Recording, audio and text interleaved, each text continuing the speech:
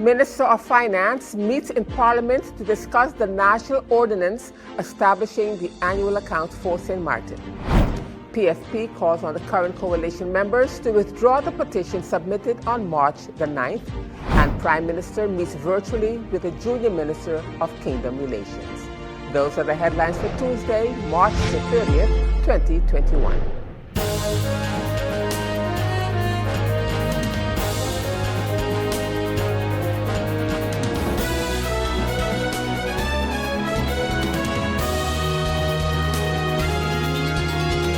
Good evening, viewers. This is SXM Daily News, and I'm Valerie Van Putten. Thank you so much for joining me this evening.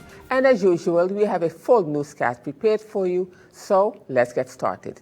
In our first story, despite criticism of the law proposal to establish the Caribbean Entity for Reform and Development, COHO, Dutch Junior Minister of Home Affairs and Kingdom Relations, Raymond Knops, is proceeding with the legislation process to get the entity established.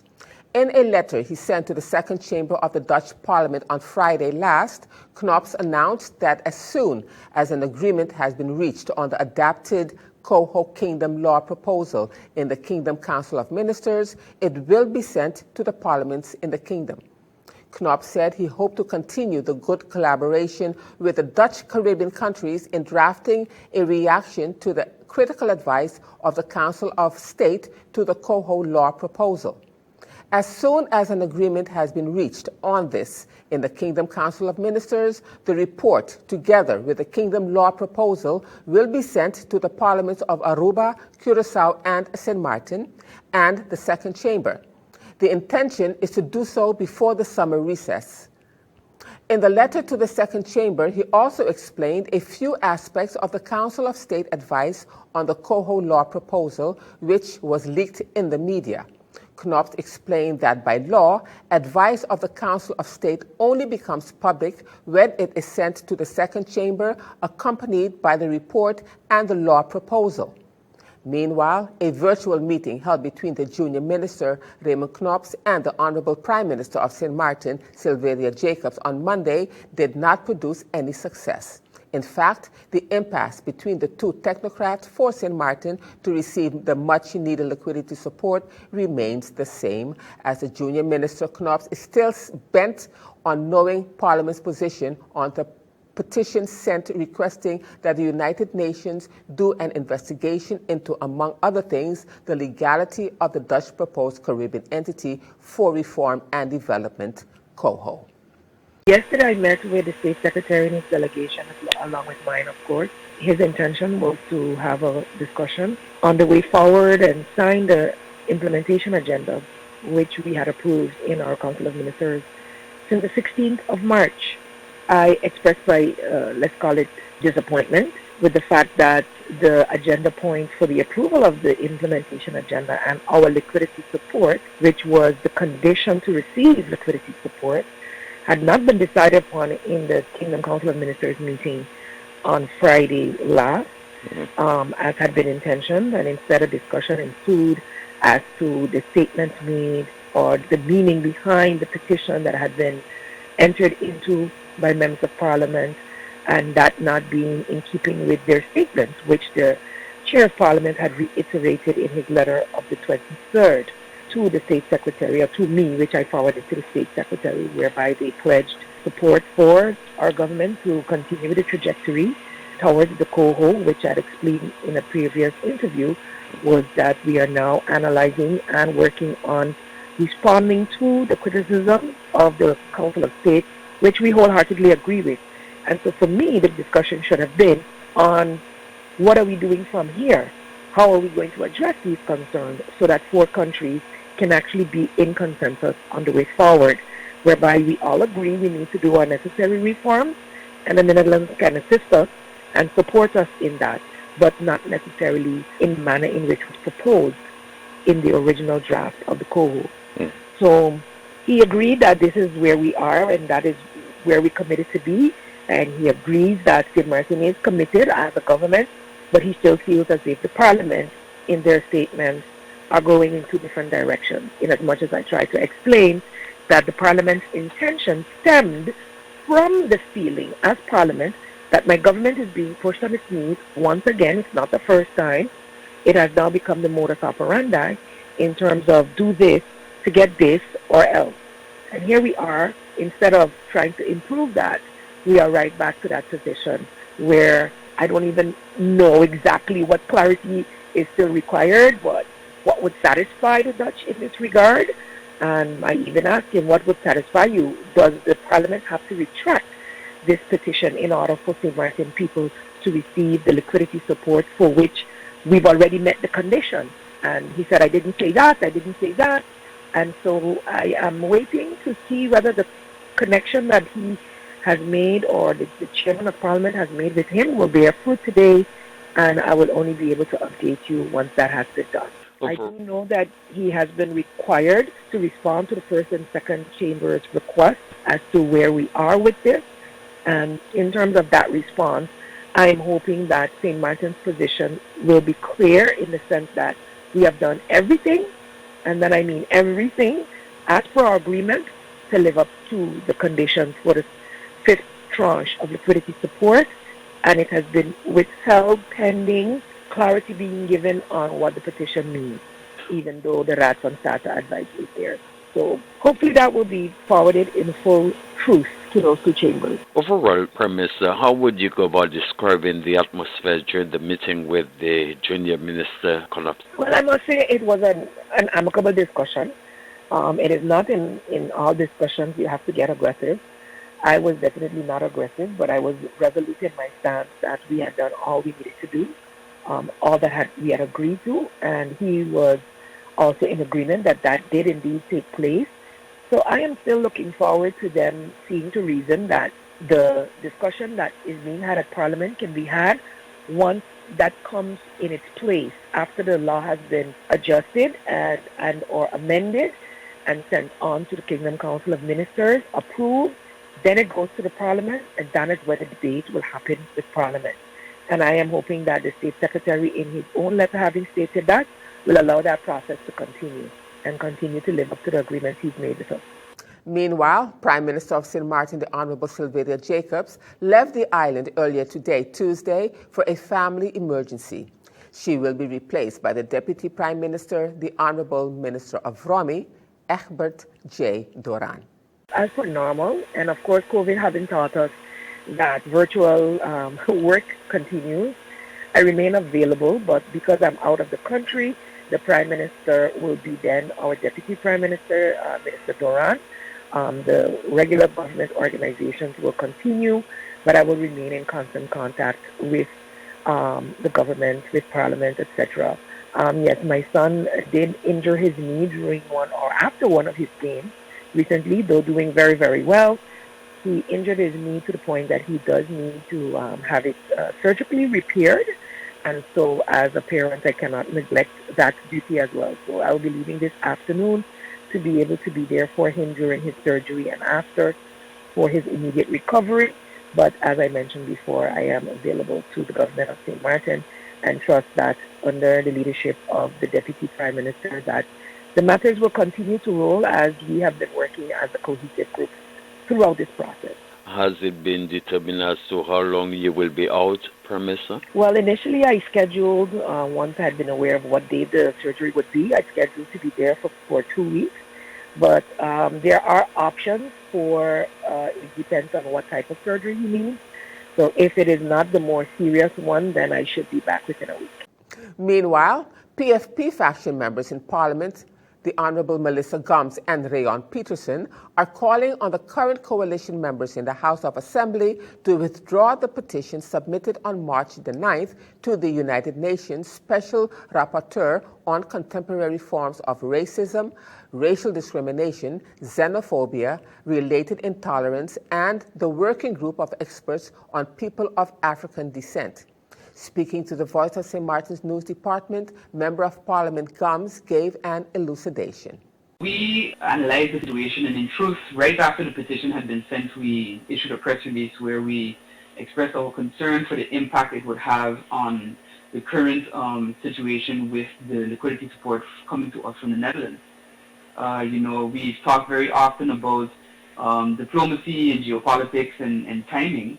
and cautioned the majority in Parliament that supported the November 5th motion, that whatever activities or actions we took would have impacts and ramifications on what government initiatives were, with the Netherlands, especially as we continue to move through the economic crisis that COVID has put us in. So seeing that the liquidity support was temporarily suspended, while we completely disagree with that, if you look at it from a geopolitical perspective, it sounds or it looks as though Parliament has said, we will support this out of one side of their mouth, and then out of the other side of their mouth, they send this petition, basically calling for the termination of the coho. So you have to, it's about picking your battles and sticking to the one battle and not trying to fight 5 wars at the same time. And so we believe then that withdrawing the petition will allow for the liquidity support to continue, because it will be a clear indication of what our stance is, and also would take government out of the precarious position that they've been put in by this position. Because at the end of the day, like we've said quite frequently since March 10th, the Prime Minister is who's going to have to answer on an international level for this petition. Taking into consideration the fact that the petition has been sent and you're calling for a withdrawal of this petition, wouldn't you agree that this definitely will be a sign of weakness on the part of St. Martin? I don't think so. I think of it more as recognizing that perhaps the timing was wrong and that a misstep has been made, and that we need to frame our arguments from a more legally sound basis. I'm not sure if you've read the petition, but I've read it quite frequently since it was sent to us. And I also want to say that it was a petition sent without the input of members of Parliament, or at least all members of Parliament. We ourselves received it at 9:33 on the Wednesday morning before a closed-door meeting of the Committee for Decolonization.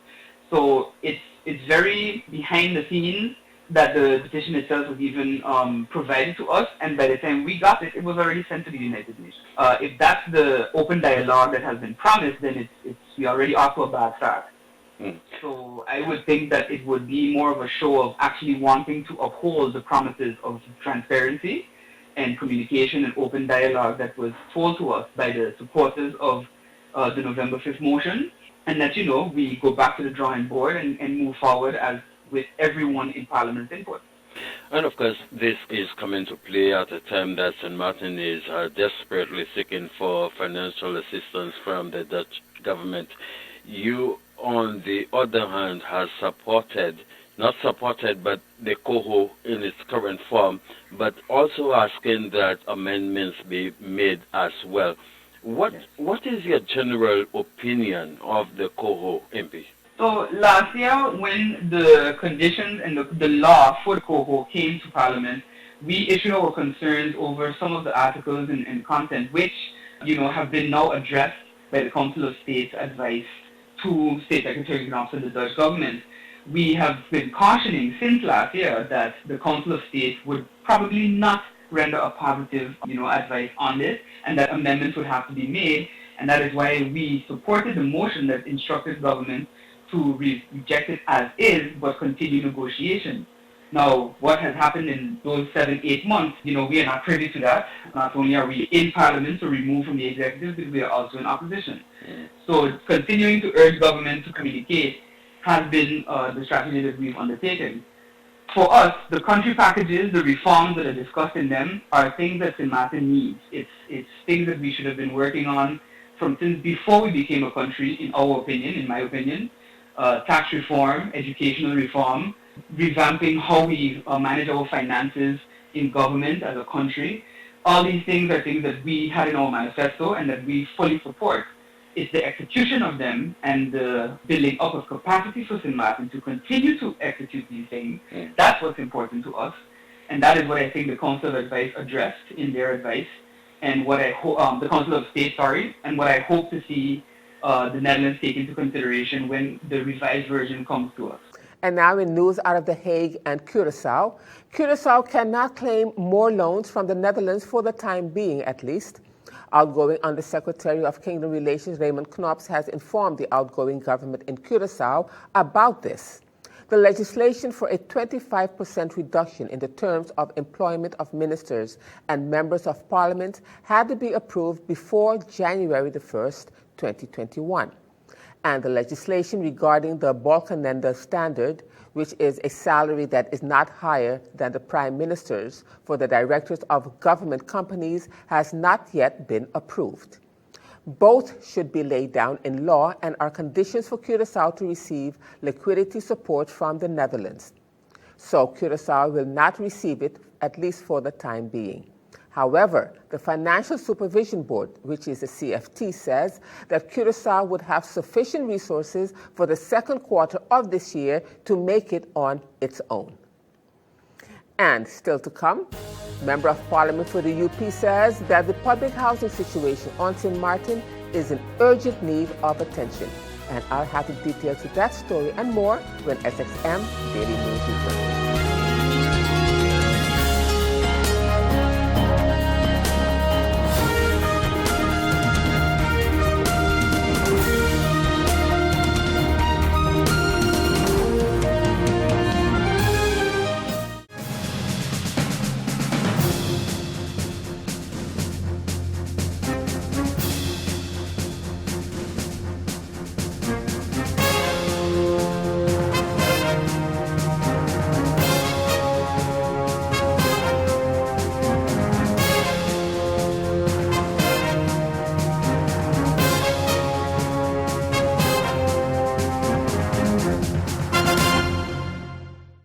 Welcome back, viewers. You're watching SXM Daily News, and I'm Valerie Van Putten.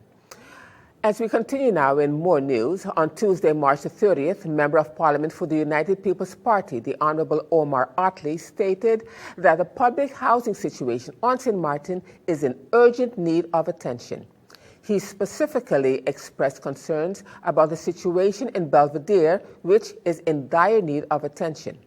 Against this backdrop, Member of Parliament Otley is also calling on the Honourable Minister of Public Housing, Spatial Planning, Environment and Infrastructure, VROMI, to provide urgent answers to residents of the Belvedere housing complex as to when they can expect the much-needed repairs to their homes. What happened is, during my course of my campaign, I made stops at the various residents within Belvedere.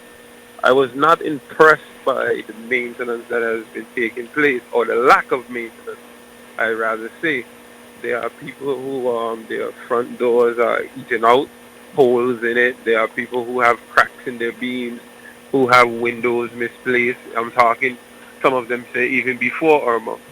I like to hear the story from both sides. So once in 2020, the Housing Foundation was in Parliament, and I proposed some questions that was not satisfied with the answer that they gave. Now we are basically, I think it's time to bring the local issues back to the forefront with all that's going on. We cannot neglect our local people. And the reality is a hurricane season will be approaching in the next couple of months, and I just want Minister of Rummy to put his attention on putting the pressure on the Housing Foundation. Taking into consideration the fact that the Housing Foundation is a privately run entity, do you think that the Minister of Rummy is able to put any sort of pressure on the Housing Foundation to ensure that work needed to be carried out to better serve the people of Belvedere will happen? Yes, what I think the Minister of Rummy can accomplish is put pressure, right? Just like you said, he may not be able to say, do it tomorrow, but he can put pressure. And the people of Belvedere needs to know and see that the government of St. Martin is on their side and we are fighting for them. So I think what happens is that if it just goes neglected, nothing will get done in a timely fashion. It will be done, when we get to it. But I think now is the time that we need to put this pressure and let the people of Belvedere see that, hey, we are in this fight with you. And of course, during your campaign, we clearly remembered when you mentioned that there is a need to have more housing or homes for residents of St. Martin. This has been lacking for quite some time now. Is that something you're also willing to take up with the Minister of Rummy to ensure that adequate housing is made available to residents? Yes, indeed. One of my things which I was very happy to see is the Minister of Economy when he exposed his plans for Front Street and to make affordable homes for the people within the areas. I think it was over 600, over 800 homes that would be available. So I think he's on the right path. So my cry is that, okay, I see that you are handling this issue in creating new homes, but I would like for us to also fix what needs to be fixed. That is my reality of it. Let's fix what needs to be fixed. And now in more news, the House of Parliament sat in the public meeting yesterday, Monday, March 29th, 2021. The Minister of Finance, the Honorable Artwell Irion, was in attendance and discussed the national ordinance establishing the annual account for St. Martin for the financial year. In his presentation, Minister Irion provided an update on the agenda points. On March 6, 2020, Governor of St. Martin began implementing measures and travel restrictions to control the spread of COVID-19. On March 22nd, our ports were closed completely for transportation of persons, however, remained open for cargo operations.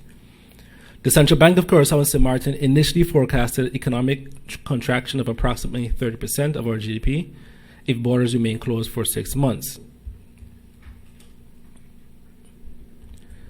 The Governor of St. Martin put together a relief and economic stimulus plan that captures direct relief for the following: payroll support for the businesses that are impacted, income support for sole proprietors, vendor license holders, bus and independent taxi drivers, and income support for the COVID unemployed.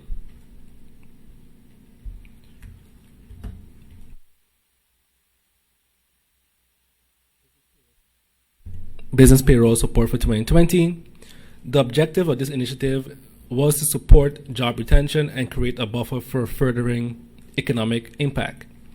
The initial plan was for government to pay between 60 and 80% of the payroll of the qualifying businesses for a full-time employee for a maximum period of 3 months. The main condition is that qualifying companies, employers, keep the employees on the payroll to prevent mass layoffs. Companies will need to demonstrate that their revenue has decreased by at least 20% because of the COVID-19 pandemic. Adjusted terms included publication of the employer that received payroll support. Business payroll support supported approximately 60% of the workforce on St. Martin. The objective is to minimize layoffs and maintain the circulation of funds in the economy to minimize business closures.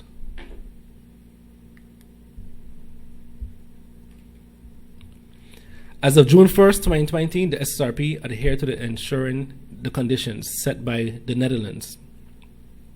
These conditions were set for the continuing of financing to the program. The establishment of a graduated scale, the so-called 1-to-1 ratio between loss of revenue and payroll support, with a maximum of 60% for payroll support. 20% employee contribution, no less than minimum wage, and a maximum of the SZV wage limit of 5,651 guilders and 36 cents. And applicants must agree to the publication of the company's name if approved for payroll support.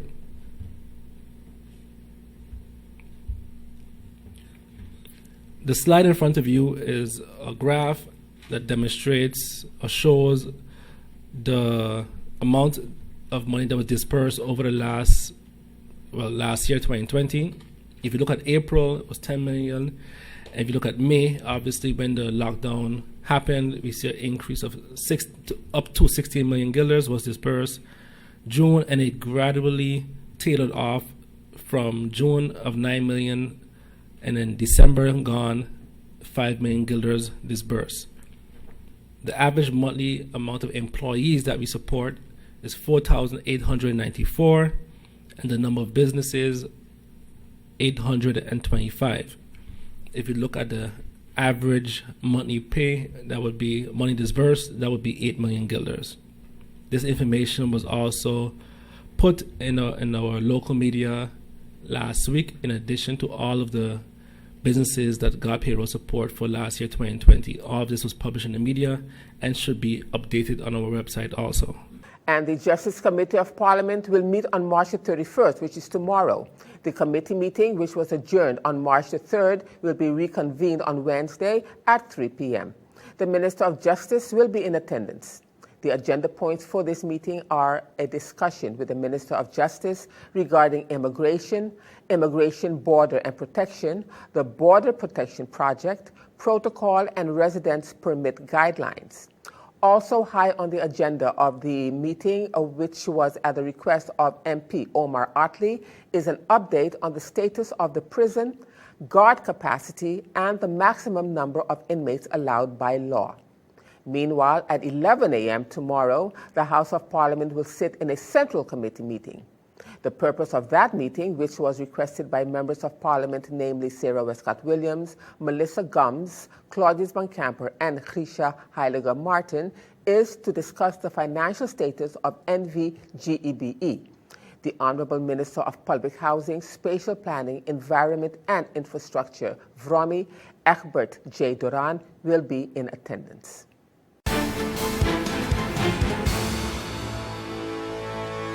Now, turning to our weather forecast for March the 30th, 2021. The Atlantic high pressure ridge will continue to generate brisk winds during this forecast period. Pockets of moisture in the wind flow may cause isolated showers as they move across the region. Seas will continue to peak near 9 feet. Small craft operators and sea bathers should continue to exercise caution. So the outlook through Thursday midday, partly cloudy and breezy with brief showers possible. Now let's turn to your 3-day forecast.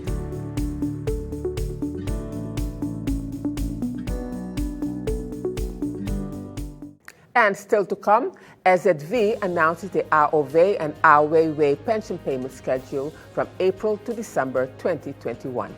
I'll have the details to that story when SXM Daily News returns.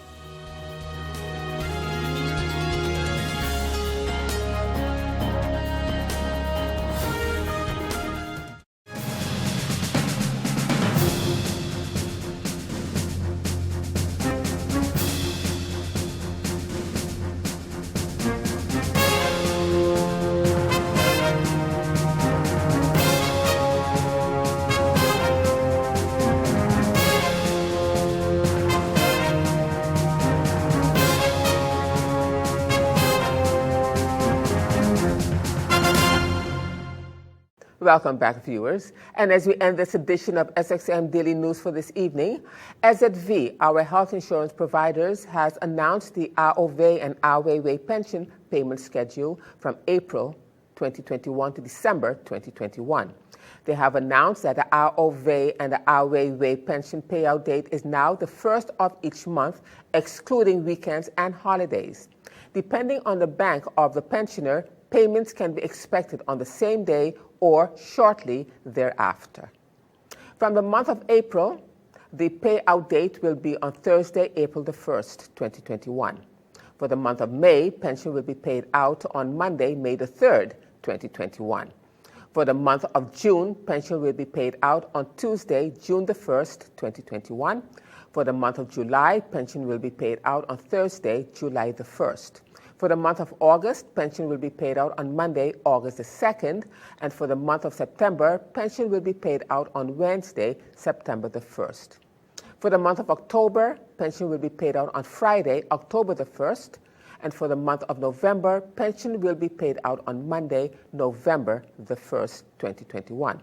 And for the month of December, pension will be paid out on Wednesday, December the 1st, 2021. And for the month of January 2022, the pension will be paid out on December the 29th, 2021.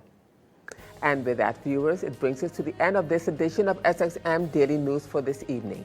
I am Valerie Van Putten, thanking you so much for joining me. And just a reminder that this and other programs are available online. Simply log on to stmartinmediacenter.com for viewing. And on behalf of the SXM Daily News team, we thank you so much for watching and plan on meeting you right back here again tomorrow.